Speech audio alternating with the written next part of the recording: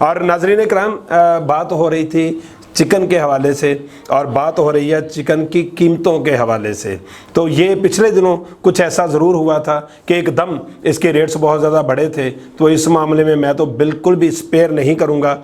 मेरे जो मेहमान स्टूडियो में मौजूद हैं, मेरे जो दूसरे मेहमान, जैसा कि मैंने पहले तारुफ में कहा था कि जनाबे हमारे साथ सैयद कामरान सजाद गिलानी साहब, चूँकि चिकन के हवाले से बात हो रही है तो आप सेक्रेटरी जनरल तो हैं पाकिस्तान तहरीक इंसाफ फैसलाबाद के, हुकूमती इदारे का, हुकूमत का हिस्सा बन गए, टाइगर फोर्स के कोऑर्डिनेटर हैं, हुकूमत का हिस्सा बन गए, और खूबसूरती ये है कि आप मेंबर हैं पाकिस्तान पोल्ट्री एसोसिएशन के, और इसके साथ साथ आप एग्जीक्यूटिव मेंबर हैं हमारे जो चैम्बर ऑफ कॉमर्स फैसलाबाद है। तो इस सारी चीज़ों का ताल्लुक मईशत के साथ है, और मईशत का ताल्लुक हमारी आवाम के साथ है, मईशत का ताल्लुक मज़दूर के साथ है, दिहाड़ीदार तबके के साथ है, जो शाम को 500 रुपये की या 700 रुपये की दिहाड़ी लगा के घर जाता है और उसके 5-6 बच्चे उसका इंतज़ार कर रहे होते हैं, उसकी बीवी होती है, घर का नान नुफ्का चलाना होता है। मईशत का ताल्लुक हमारे उन लोगों से है। इसलिए कहा जाता है कि मईशत किसी भी मुल्क में रीढ़ की हड्डी की मानिंद होती है। तो मईशत जिस मुल्क की मजबूत है वो मुल्क बहुत ज़्यादा मजबूत है, और यही वजह है कि हमारे वज़ीर आज़म पाकिस्तान जनाब इमरान खान साहब का ये विज़न है कि मुल्क की मईशत को बेहतर से बेहतरीन किया जाए। तो मैं जनाब कामरान साहब आपकी तरफ दोबारा आऊँगा, और जो इस हवाले से, चूँकि आप मेंबर हैं पाकिस्तान पोल्ट्री एसोसिएशन के, तो चिकन पिछले दिनों काफ़ी महंगा भी हुआ, ख़ास तौर पर रमज़ान में, तो ईद के दिनों में, रमज़ान में, तो ये जो चिकन का रेट बढ़ा है, आप क्या समझते हैं कि इसकी वजह क्या है? अच्छा, इसमें ना कुछ टेक्निकल चीज़ें हैं जो आपको समझनी चाहिए। जी जी बिल्कुल। कि एक नॉर्मल रूटीन में अगर आप कोई घर भी ले लेते हैं ना, तो हर साल बाद उसका 10% किराया बढ़ता है। अब अपना 2009 में जो चिकन का रेट था, आलमोस्ट आज 11 साल बाद भी वही रेट है, कोई 10, 15, 20 रुपये फ्लैक्चुएट कर देता है। अगर 2009 में आप मटन, बीफ, दालों के रेट लें ना, 2009 में मुझे याद है कि मटन का रेट था तकरीबन 450-500 रुपये, अब वो 1200 रुपये रेट है। बीफ का रेट था तब 150 रुपये, 125 रुपये, अब वो 500 रुपये के करीब है। दाल जो है वो 30-40 रुपये किलो थी, अब वो 200 रुपये प्लस है। अच्छा, अब इसमें वो सतीली माँ वाला सलूक हमें भी नहीं करना चाहिए कि एक चीज़ जो है उसे हम पकड़ लें कि जनाब ये नहीं बढ़नी चाहिए, बाकी सारी चीज़ें बढ़नी चाहिए। अच्छा, इसमें जो हमारे, मैं खुद मैन्युफैक्चर भी हूँ इसका, जो अपना कंट्रोल शेड वगैरह भी हैं, पीपीए के मेंबर भी हूँ इसमें। तो पोल्ट्री के ऊपर वो तकरीबन हर हफ्ते 1-2 प्रोग्राम भी मेरे होते रहते हैं। तो उसमें बात ये है कि मैं अक्सर कहता हूँ कि तराजू के साथ अवाम को भी चाहिए कि वो, ये एक दूसरी बड़ी इंडस्ट्री है, हमें भी देखें, हमारे भी बच्चे हैं, हमने भी अपने घर में रिस्क लेके जाना है। तो वो हलाल, ये एक प्योर रिस्क है जो है अपना। अच्छा, इसमें ना जी देखें कि फीड जो है वो बाहर से आती है, उसका सोर्स जो है पाम ऑयल है, बाहर से आता है, और वो डॉलर के साथ फ्लक्चुएट करता है।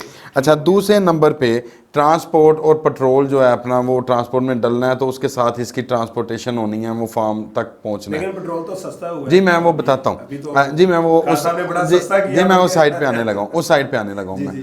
तो वो चीज़ जो है अपना, उसके साथ बड़ा इसका अमल होता है। बिजली का 24 घंटे पंखे चलते हैं, उसका बड़ा अमल है। और लेबर जोन सी हमारी जो है उसका इसमें जो अपना हमने देनी होती है।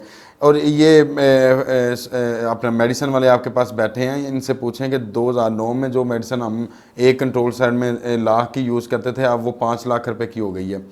यानी ये सारी चीज़ों को कैलकुलेट कर लें, उसके बावजूद भी ये चिकन का रेट जो है वो 500 रुपये होना चाहिए, जो हमारी ख्वाहिश और रिक्वायरमेंट है। उसकी वजह ये नहीं कि हम वहाँ पे बोझ डाल रहे हैं, उसका आपको थोड़ा सा कैलकुलेशन मैं बताता हूँ। उसकी वजह ये है कि जब आप, हर फार्मर जो है वो 40 से 50 लाख रुपया तकरीबन आलमोस्ट साल में वो अपना कम करता है, लूज़ करता है।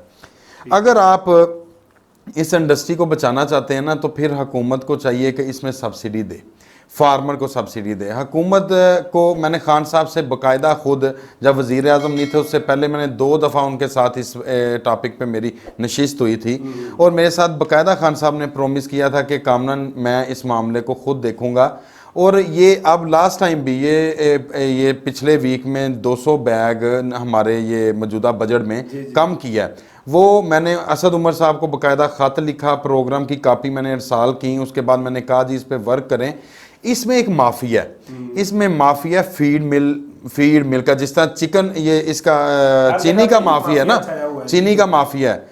ये पुराने जो उनसे बंदे हैं वो ही पुरानी हुकूमतों वाले, नून वाले, पीपल पार्टी वाले, ये इन्होंने पुराने अपने सेटअप लगाए हैं और वो एक चाय पीते हैं, चाय पी के वो 200 रुपया बढ़ा देते हैं फीड का।